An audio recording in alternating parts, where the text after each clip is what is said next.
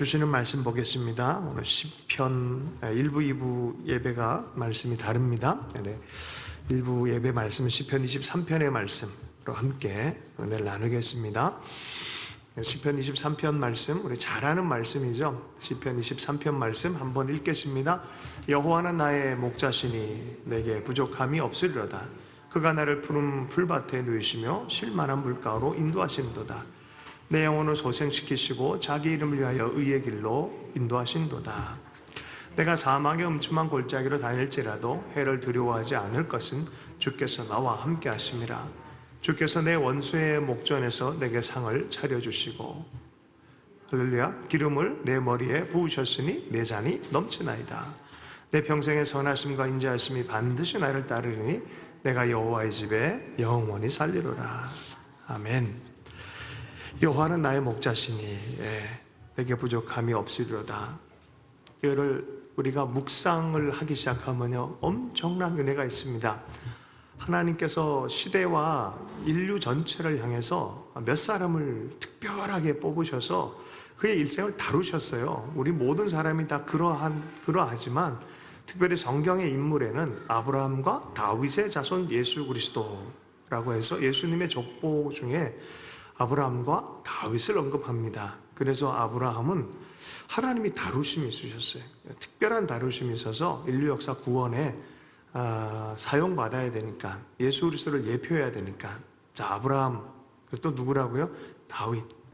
다윗의 정말 삶을 기름 짜내듯이 짜내서 노래한 게 바로 시편 23편이에요. 그래서 그가 고백했던 하나님에 대한 의식 자체는 정말 하나님이 특별하게 다룬 사람들, 중심에서 표적해서 데리고 다니면서 하나님을 이해시킨 사람들의 그런 시편입니다. 그 대표의 시편이라고 보면 되겠습니다. 여호와는 나의 목자시니 내게 부족함이 없으리로다 라고 노래를 합니다. 양들은요, 연약하고 잠잠하고 그냥 죽이러 가는데도 조용하게 죽으러 갑니다. 아주 연약하고 잠잠해. 그래서 이 양이란 존재 자체는 반드시 필요한 존재가 있습니다. 누가 필요합니까? 목자가 필요합니다. 목자가 절대적으로 필요한 동물이 양이에요. 자, 다윗이 양을 치는 경험을 했던 양치기의 경험을 철저하고 성실하게 했기 때문에 하나님은 누구다라고 비유할 때 그렇게 말을 했어요. 자기 삶과 신앙, 삶의 자리가 양치기 자리고 신앙의 하나님과의 관계가 신앙인데 이 삶의 자리와 하나님이 분리되어 있지 않아요. 자기 삶과 하나님이 연합이 되어 있어요. 그래서 자기 삶의 자리로 하나님을 노래할 수 있어요. 그래서 여호와는 나의 목자시니라고 말해요.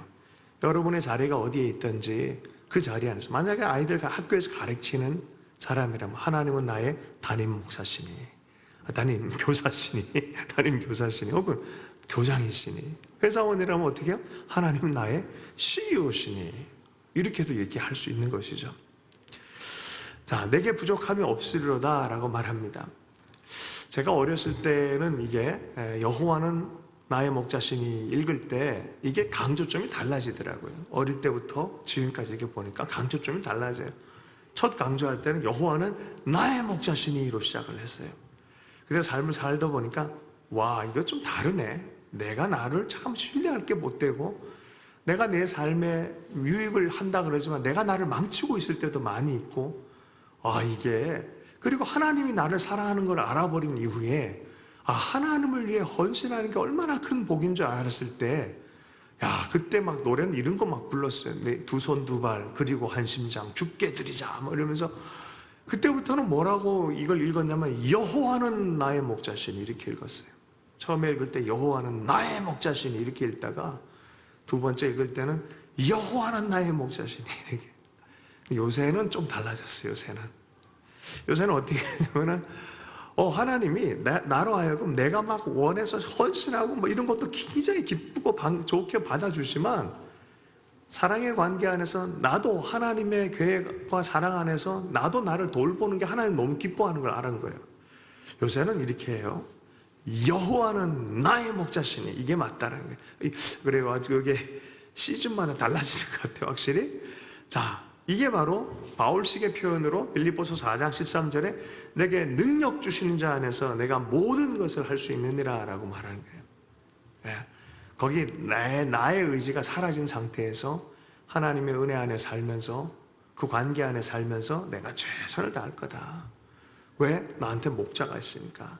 여러분, 양과 목자는 분리해서 생각하면 안 돼요. 분리되어 있는 것처럼 보일 뿐이지 양은 절대 분리될 수 없어요. 그래서 양과 목자는 연합하는 거예요. 연합된 상태에서 우리가 할 수 있는 것은 목자 때문에 나는 뭐든지 할 수 있다라고 말할 수 있는 사람이 되는 것입니다. 2절의 말씀을 보면요, 하나님께서 우리를 어떻게 부족함이 없이 인도하시는데, 목자가 어떻게 부족함 없이 인도하시냐? 그가 나를 푸른 풀밭에 누이시며 쉴만한 물가로 인도하신다는 거예요. 자, 우리가 여기 원어 공부하는 사람들 도움을 얻을 필요가 있는데, 그가 나를 푸른 풀밭에 누이고 쉴만한 물가, 얼마나 좋습니까? 양들은 푸른 풀밭에 가서 풀 뜯어먹는 얼마나 만족이 있겠습니까? 그리고 목마르면 가서 물가에서 마시고 얼마나 좋습니까? 평안함이죠. 그런데 푸른 풀밭에 누이시며라는 단어를 보면 이 누이시며는 억지로 꿇게 하다라는 그런 단어도 들어가 있어요. 그 뜻도 들어가 있어요. 너에게 누워라 그러면 누워집니까? 절대 안 누워요. 억지로 꿇게 해서라도 좋은 곳을 인도하시는 하나님이란 소리예요. 우리는요, 이사야서 53장 6절의 말씀처럼 우리는 다 양 같아서 그릇 행하여 라고 말하고요. 본성상 방향을 잘 못 봐요. 그리고 양이 눈이 되게 안 좋아요. 멀리 못 보고 저기 낭떠러질 때 막 간단 말이에요. 때로는 하나님 우리를 억지로 꿇게 하고 누이게 한 때가 있어요. 그럼 막 울죠. 속상해서 왜 나를 못하게 하느냐고. 근데 하나님이 도리어 그걸 통해서 푸른 풀밭으로 쉴만한 물가로 인도하고 계시다는 거예요. 그래서 여러분 확신할 수 있길 축복합니다. 우리는 그의 기르시는 양이다라고 시편 100편에서 말했고요. 예수님도 이런 비유를 그대로 쓰셨어요. 내 양을 먹이라라고 말하고 나는 선한 목자다라고 이 비유를 사용하셨어요. 하나님 우리의 목자가 됐어요. 내가 목자가 아니라 하나님이 목자이세요. 내 삶을 내가 목자가 돼서 끌고 갈 게 아니라 하나님이 목자가 되신다는 걸 알 필요가 있어요. 어린아이가 냉장고 열고 어떻게 했다고요? 아이고 우리 집 망했네. 먹을 게 없으니까. 막 그런 건 뒤에서 보면 엄마 아빠가 얼마나 웃기겠어요. 얘가 그냥 머리띠 질끈 매고 밖에 가가지고 그냥 내가 이 집을 살리리라, 5살짜리 꼬마애가. 그러면 엄마 아빠가 얼마나 같지 않겠어요? 야, 네가 이 집의 가장이 아니야 라고 뒤통수 똥 때리지 않겠어요? 가장은 누구예요? 아빠 엄마잖아요. 아빠가 하는 거잖아요. 그래서 하나님이 목자가 되신다는 거예요. 하나님, 왜 네가 그걸 걱정하니? 내가 너를 인도하는데. 내가 지금까지 너를 풍성하게 너를 인도하지 않은 적이 어디 있니? 예전에 제가 마음에 불편함이 있어서 하나님 이것도 부족하고 저것도 부족하고 이것도 부족하고 막 이러고 가고 있는데 갑자기 어떤 자매가 훅 지나가는데 옷에 이렇게 쓰였어요. 받은 복을 세워보아라. 영문으로 쓰여졌어요. 그래서 부족한 거 집중하다가 받은 복을 계속 집중하다 보니까 아이고 하나님이 목자셨네. 하나님 나를 인도하시네 라는 그 믿음의 마음이 다시 한번 회복되어지면 또 용기가 생기고 그랬었어요. 3절 말씀 함께 보겠습니다. 내 영혼을 소생시키시고 자기 이름을 위하여 의의 길로 인도하시는도다. 하나님은 우리를요 살리시는 하나님이십니다. 죽은 나사로의 무덤 앞에 서서 죽은 지 3일을 했고 냄새가 납니다. 아니다. 살 것이다. 주님이 행하시는 곳마다 살아나고 병든 자가 고침받는 역사가 일어납니다. 근데 왜 우리의 영혼들을 이렇게 살리시려고 하긴 원하냐? 그의 이름을 위하여. 그의 이름이 왜? 우리와 관계되어진, 우리와 언약한 그 이름이 있다는 거예요. 우리가 망가지면 하나님 명예가 실추되는 거잖아요. 하나님의 이름을 위하시다라는 기도는요, 하나님 나와의 사이에서 당신의 이름의 영광을 기억해 주십시오라는 소리는 당신의 이름을 위해서 나를 고쳐주십시오, 새롭게 인도해 주십시오라는 기도와 똑같은 거예요. 아버지와 아들 사이에서 아버지 이름을 위해서, 아버지 명예를 위해서라도 저 좀 도와주세요, 이런 거랑 똑같은 거예요. 아버지 지금까지 너무 놀라운 이 영예가 있으신데 그 영예 실추되지 않도록 아버지 한 번만 더 붙잡아 주세요, 이런 기도죠. 근데 하나님께서는 이미 그거를 이 다윗이 경험한 하나님은 이미 하나님의 영광을 위해서 다윗을 이렇게 인도하신 거예요. 그 의의 길로 다윗이 의로워서 의의 길을 간 게 아니라 하나님이 다윗으로 하여금 그의 이름을 위해서 의의 길로 인도하셨다라고 노래하는 거예요. 그럼 이 깨달음이 오는 거는 하나님을 많이 경험한 사람들이 이 깨달음을 할 수 있어요. 하나님은 우리를 소생시키십니다. 소생시키신 이유가 뭡니까? 그의 이름의 영광을 위해서요. 아브라함은 여호와 이레라는 하나님의 이름을 위해서, 여호와 니시 모세는 그 시대에, 여호와 샬롬 기드온은 그 시대에 하나님의 이름을 드러내기 위해서 쓰임받은 도구들이에요. 이 쓰임받은 도구들이 하나님의 의의 길로 인도함 받는 거예요. 이 사람들이 훌륭해서가 아니에요. 우린 잘 알아요. 아브라함도 실수가 많았고 모세가 실수가 많았고 기드온도 별별 단점이 많았지만 하나님이 그의 이름을 위해서 이들을 의의 길로 인도하셨어요. 네. 다윗이 이 노래를 하고 있는 거예요. 정성욱 목사님이라고 이 학자가, 구약 학자가 있는데 이분이 책에서 이런 얘기를 했었어요. 자기 동생이 20살 때쯤에, 20몇 살쯤에 178의 키인데 30kg이 되어져서 6개월 동안 의식이 없는 상태에서 식물인간처럼 누워 있었다고 하는 거예요. 그러다 보니까 형인, 신앙을 가지고 있는 형이 보기에 이 동생이 너무 불쌍하고 가족 전체가 찢어지게 가난한데 이거 뭐 고칠 방도도 없으니까 하나님 앞에 극단의 기도를 드리기 시작한 거예요. 3일 동안 금식하면서 빨리 데려가 주세요. 하나님, 이 동생 괴롭힘 더 이상 이게 고난스럽지 않고 데려가 주길 원합니다. 라는 기도를 했단 말이죠. 근데 3일째 되는 날에 새벽에 꿈을 꿨는데 무덤에 들어가 있는 동생이 보이는데 동생이 갑자기 이렇게 얘기하는 거예요. 형, 왜 나를 묻으려고 그래? 그렇게 얘기를 하더란 거죠, 꿈에. 그래서 번쩍 깨보니까 새벽 기도 시간이었어요. 그래서 곧바로 교회에 달려와가지고 교회 문을 열고 사찰 집사님한테 얘기를 하고 사정을 얘기하고 해가지고 장대, 옛날에는 그런 게 있잖아요. 그 빨래하면 장대에다 빨랫줄에다 이렇게 하잖아요. 그 장대를 뽑아가지고 그거를 분질러가지고 이 거적대기 같이 이렇게 해서 이게 들것을 만든 거예요.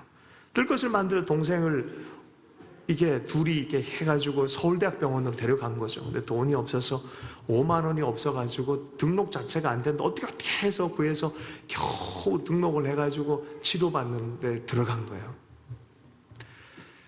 그 다음날 와봤더니 동생이 사라진 거예요.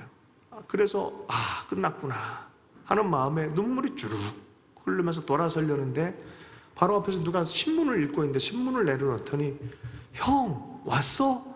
이렇게 얘기하더라는 거예요. 봤더니 그 사이에 뇌에 관을 꽂아가지고 임시 수술을 했는데 의식이 깨어난 거예요. 6개월 만에 처음으로 깨어났고 그 형을 불렀다는 거죠. 10여일 만에 퇴원을 해서 교회에 주일학교 섬기고 그렇게 복되고 감격스러운 하나님 섬김 시간을 가졌다는 거죠. 이분이 책에서 갈릴리에서 박사되고 목사가 되는 그런 때에 하나님 물으시더라는 거야. 야, 너 왜 박사되고 너 목사 되려고 그러냐? 네 명예와 네 자랑을 위해서 하려고 그러냐? 할 때 이 동생의 이야기가 생각이 나는 거예요. 그래서 하나님 앞에 하나님, 내 잊지 않겠습니다. 내 명예, 내 자랑을 위해서가 아니라 하나님의 부르심을 향해 주님, 가난하고 연약한 사람 눈물 닦아주는 곳이라면 어디든지 제가 가겠습니다. 제가 그런 사명으로 살겠습니다 하고 무릎을 꿇고 기도를 했다는 거죠. 여러분, 하나님은 우리를 소생시키세요. 그리고 하나님의 길, 예수 그리스도의 길로 우리를 인도하시는 분인 줄로 믿습니다.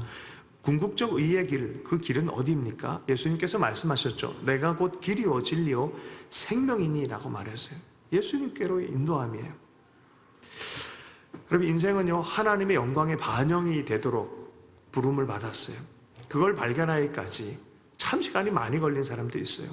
하나님의 관계 안에서 하나님과 살아가 보이지 않는 하나님을 사랑하며 사는 게 이것이 영광입니다. 그리고 그 하나님을 드러내고 하나님이 누구인지를 내 삶을 통해서 얘기할 수 있는 것, 여호와 이레 하나님이다 아브라함이 말한 것처럼, 여호와 니시 여호와 샬롬의 하나님이 말한 것처럼 우리로 하여금 그렇게 우리 인생 가운데서 하나님을 향한 금은보화를 발견해서 노래할 수 있는 그 길, 궁극적으로 그리스도 안에서 우리 예수님은 이런 분입니다 라고 말하게 하는 그 인생으로 하나님은 우리를 소생시키시고 인도하시는 하나님이신 줄로 믿습니다. 지난주에 우리 광호 전도사님 북한 기독교 총연합회 때 일을 하면서 아이들 음악회가 있었는데 나엘이가 몰랐어요. 쇼팽을 그렇게 막 잘 치는 줄 몰랐어요. 내가 막 충격을 먹었어요. 뒤에 있으면서 얼마나 박수를 많이 쳤는데 우리 시온이도 막 틀리긴 했지만 얼마나 대견하고 기쁘고 제가 뒤에서 박수도 쳐주고 막 환호를 질렀어요. 몇 년 전만 해도 애들 향해서 꿈꿀 수 없는 거였는데 여기까지 하나님 인도하셨구나 하는 그런 생각 때문에 제가 기쁨이 들었어요. 제 삶에서도 그런 얘기가 좀 있습니다. 하나님 여기까지 인도하셨군요. 받은 복을 세워보니까 여기까지 또 주님 인도하셨네 하는 생각들이 많이 있습니다. 4절의 말씀을 한번 읽어보겠습니다. 시작. 내가 사망의 음침한 골짜기로 다닐지라도 해를 두려워하지 않을 것은 주께서 나와 함께 하심이니라. 주의 지팡이와 막대가 나를 안위하시나이다. 우리가 이런 하나님을 자꾸 경험하면 할수록요, 사망의 음침한 골짜기 같은 삶을 살 때도 있지만 삶이요 꼭 속은 것 같을 때가 있어요. 푸시킨의 시에서 보면 삶이 그대로 속일지라로 라고 말하잖아요. 왜 그게 애송이 되어지고 마음에 공감이 있냐면 꼭 한 번은 속은 것 같은 때가 있기 때문에 그래요. 인생 다 그래요. 근데 다윗은 뭐라 표현했습니까? 사망의 음침한 골짜기다라고 표현하고 있어요. 정말 이건 죽었다 이제는. 아이고 이제 끝났나 보다. 하나님의 왕의 이 약속 이거 앞도 안 보여요. 미친 사람처럼 침 흘리면서 연기하고 이제 막 아이고 나 인생 끝났다 싶어서 백성들이 그냥 돌을 던져 죽이려고 하는 그런 위험한 것도 경험을 하고 배반도 경험하고 아이고 끝났구나 싶을 때도 다 경험하는 거예요. 근데 하나님이 늘 소생시켜 줬잖아요. 그거를 많이 경험하다 보니까 이제 그런 것이 와도 주님이 나와 함께 하시면 괜찮아. 해를 당하는 것처럼 보이고 고통이 있는 것처럼 보일 뿐이지 궁극적으로 모든 것이 합력해서 선을 이룰 거야 라는 그런 믿음이 생긴 것이죠. 해를 두려워하지 않을 것은 주께서 나와 함께 하심이라. 여러분, 내가 하나님과 함께 하려고 하는 열정이 강하겠습니까? 하나님이 나와 함께 하려고 하는 열정이 강하겠습니까? 하나님이 더 강하세요.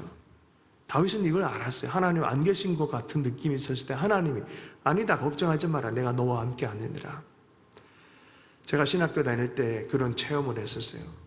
정서적으로도 붕괴될 것 같고 관계도 엉망이고 아이고 끝났구나 싶었을 때 친구들과 1박 2일 리트릿을 갔는데 그곳에서 갑자기 하나의 음성이 들렸어요. 잠자려고 할 때 두려워하지 마라 내가 너와 함께 하느라. 죄인들아 다 내게로 와라 내가 너를 쉬게 하리라. 두려워하지 말라 내가 너와 함께 하느니라. 이 두 가지 음성, 말씀의 음성이었어요. 성경에 있는 말씀 그대로 믿으면 됐는데 꼭 그렇게 꿈 가운데 들려주셔야만 사람이 각성이 되더라니까요. 놀라운 은혜였어요. 놀라운 은혜였어요. 그 음성에 따라서 그 전과 후가 달라져요. 환경은 하나도 변한 게 없는데 마음 자체가 달라지는 거예요. 여러분 하나님이 함께 하신 거 우리는 어떻게 알 수 있을까요? 2000년 동안 하나님의 음성 듣기를 하면서 교회는요 아주 단순화가 되어졌어요. 그리고 5개 정도로 정확하게 얘기를 합니다. 먼저 말씀을 읽어라. 말씀을 읽다 보면 하나님이 나에게 함께 한다는 것을 약속하는 걸 많이 경험할 거예요. 두 번째, 기도해라. 우리 영적인 존재이기 때문에 늘 영적으로 하나님 앞에 기도할 줄 모르면 주기도문 가르쳐줬잖아요. 그 주기도문 외우고 시편 23편 외우고 그러면 하나님 앞에 앉아있는 그 시간 자체가 기도의 시간이에요. 하나님과 연결되는 시간이에요. 그 시간 안에 영이 소생이 되기 시작합니다. 그리고 우리 안에 약속대로 성령이 함께 하시는. 그러면 성령이 역사하면요 갑자기 우리 안에 환상이 보이기도 하고 물론 보이는 게 다 하나님의 뜻은 아니지만 하나님의 강한 확신과 내적인 확신과 평안 안에 인도하는 게 분명히 있어요. 성령님이 우리를 그렇게 도우시며 인도하겠다 말씀하셨습니다. 그리고 하나님의 공동체에 머무는 것입니다. 함께 기도하고 섬기며 사랑하고 하는 하나님의 공동체, 작은 가정 공동체, 또 사랑방 공동체, 함께 모여서 예배하는 공동체, 그렇게 함께 모일 때 하나님이 그곳 가운데 얼마나 많은 복을 명하셨습니까? 시편 130편에는 굳이 얘기하지 않아도 사도행전 2장에 보면 폭발적 성령의 역사 가운데 함께 모였을 때 그들의 영적인 축복과 하나님의 서로 안에 유통할 수 있는 돌봄의 은총을 서로 같이 경험을 하는 거죠. 그리고 환경을 통해서 하나님께서 이렇게 살아갈 때 하나님께서 함께 하시는 그 환경의 문을 열어가면서 주님께서 드러내시죠. 하나님 함께 하심을 드러내시죠. 여러분 사망의 엄침한 골짜기처럼 마음이 불편하고 힘듭니까? 우리 몸이 아파도요, 1시간 뛰고 나면은 반우울 물질이 나와서 우울증이 사라집니다. 자, 영적인 우울증도 있어요. 네, 기도하면 돼. 기도하고 하나님을 신뢰하는 음성, 세미한 음성을 듣고 하나님을 신뢰하는 삶 안에서 편안한 하나님께서 공급하는 것에 대한 기대감을 가지고 가십시오. 엘리야가 그랬어요. 엘리야가 그렇게 살아나서 다시 한번 다음 사역, 다음 세대 사역을 힘있게 뛰어드는 역사가 일어나는 것이죠. 하나님이 그렇게 인도하십니다. 자, 그렇게 인도할 때 지팡이와 막대기로 나를 안위한다라고 말하고 있어요. 지팡이와 막대기, 보호하는 거고 하나는 쳐내는 거예요. 대적이 오면 쳐내고, 또 지팡이는 이렇게 어디 멀리 가면 목자의 지팡이로 이렇게 해서 끌어당깁니다.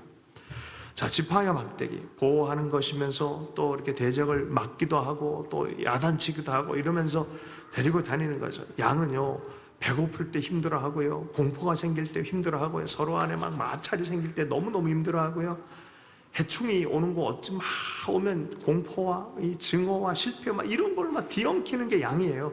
근데 하나님이 걱정하지 마라.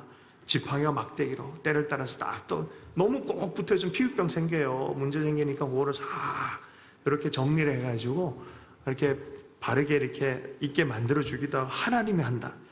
양의 목자가 이 일을 한다는 거예요. 네. 주님이 나를 안위하시나이다. 안위한다라는 표현에서는 느헤미야 이름이에요. 하나님이 안위하신다, 위로하신다. 여러분, 주의 지팡이 막대기가 나를 안위한다. 하나님이 우리를 위로하시길 여러분 기도할 수 있기를 원합니다.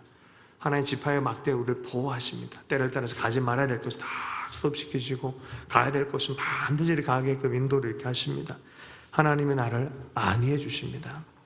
다윗이 그랬어요. 그래서 다윗의 일생을 보면 처음엔 막 자행자재하는 것 같은 나중에 보면요, 철저하게 무릎을 꿇어요. 하나님 앞에 다 무릎을 꿇고 인도함을 받습니다. 하나님 올라갈까요 말까요? 기도합니다. 지팡이와 막대기를 보여주십시오. 그렇게 하나님께 기도하면서 나아가는, 그래서 나중에 보면 하나님과 합해진 그런 마음의 소유자가 되어집니다. 5절 말씀을 함께 읽어보겠습니다. 시작. 주께서 내 원수의 목전에서 내게 상을 차려주시고 기름을 내 머리에 부으셨으니 내 잔이 넘치나이다. 여러분, 우리 삶 안에는 우리 원수가 있어요. 양과 목자가 있는 게 아니라 양을 잡으려고 하는 이리가 있다는 걸 알 필요가 있어요. 그 원수가 있어요. 내 상을 뒤엎어 버려서 밥 못 먹게 만들고 우리 삶을 공격하는 원수가 있다라고 분명히 말해요. 그런데 목자가 계시면 원수 바로 앞에서 내게 아주 거다한 이 상을 베풀어, 아주 잔치상을 탁 베풀어서 준다는 거예요. 그리고 기름을 내 머리에 부으신다라 말합니다. 여러분, 기름은 누구한테 붓습니까?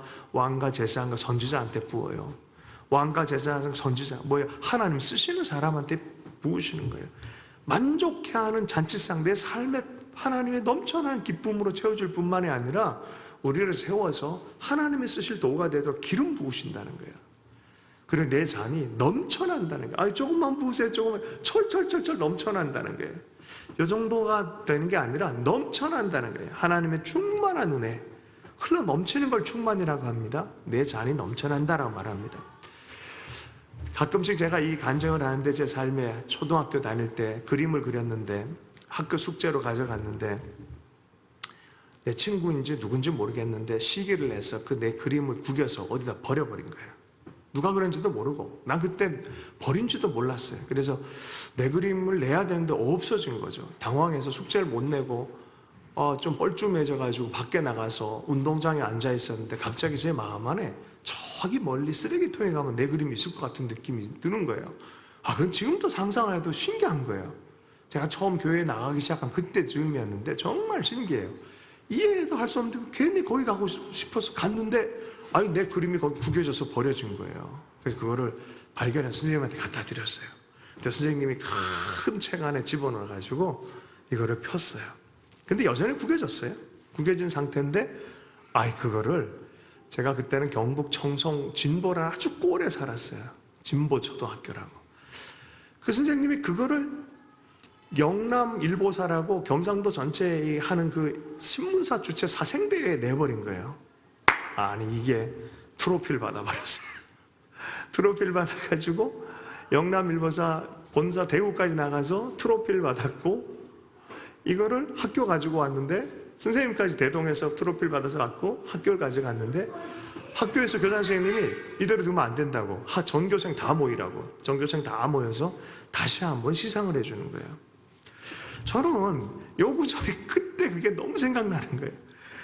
원수 앞에서 상을 차려주시고 기름을 부어주시고 넘쳐나게 하나님께서, 하나님이 그렇더라고요. 너처럼 와서 나를 망치고 이게 그냥 엉망이 되게 만들고. 여러분, 여기서 하나님의 손을 의뢰하길 축복합니다. 여기에 자칫 잘못 빠져서 마음이 미움과 원한과 증오가 들끓으면요, 절대 사용할 수 없어요. 내 잔이 더러워지면 절대 사용할 수 없어요. 내 잔에 하나님 부어주신 이유가 뭡니까? 깨끗한 잔이어서 부어주는 거예요. 부어주는 건 하나님 하시는 거고, 우리는 잔 관리를 잘해야 돼요. 우리 동양에서는 대기만성이지만 성경에서는 깨끗한 그릇 얘기해야 돼. 깨끗한 그릇. 마음이 깨끗한 그릇. 염려와 증오와 이런 것이 가득하면요, 부어줄 수가 없어요. 그래서 항상 복 받기 전에 하나님 하시는 일이 마음을 깨끗하게 비워내는, 하나님의 순전한 마음으로 연합하는, 모든 지각에 뛰어난 하나님의 평강이 내 마음을 다스리도록, 마음의 근심과 염려, 걱정 다 내려놓고 감사함으로 기도하는 자세가 회복되길 원해요. 그러면 예수님 안에서 우리 마음과 생각의 잔이 지킴, 곧 깨끗한 잔이 되어지는 거예요.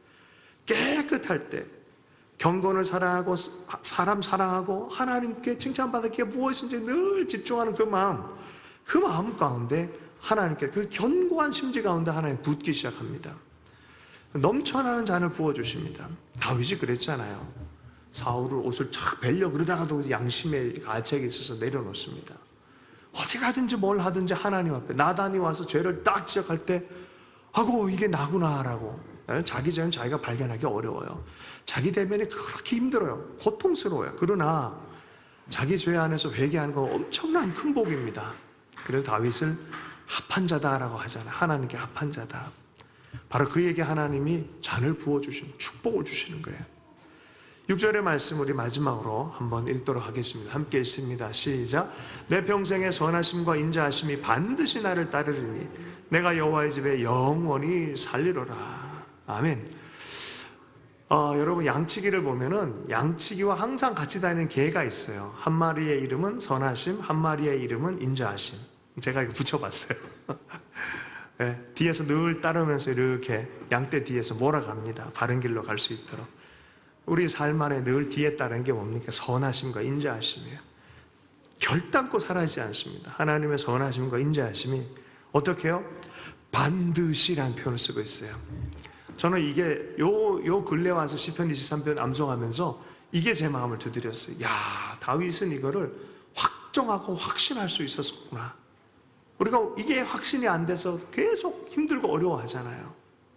어디 가지 뭘 하든지 하나님의 손은 반드시 나를 따른다라는 이 자기 확증, 삶으로 경험한, 이건 신념이 아니에요. 하나님의 언약이고 하나님의 경험이고 하나님이 늘 함께 하심으로 말하는 믿음입니다. 이거는 개인적 신념과 다른 거예요. 신념은 이렇게 맹목적으로 돼야 돼 이런 거지만, 믿음은요, 하나님을 믿는 거예요. 하나님이 누군지를 믿는 거예요. 그 믿음이 큰 거예요. 반드시 나를 따르리니 내가 여호와의 집에 영원히 살리로라. 그리고 여호와의 집은 어떤 곳입니까? 여호와 하나님이 거하시는 곳이. 하나님이 어디에 거하신다 그랬습니까? 모세 때는 성막에, 솔로몬 때는 성전에, 예수 그리스도 이후에 교회 가운데. 또 어디예요?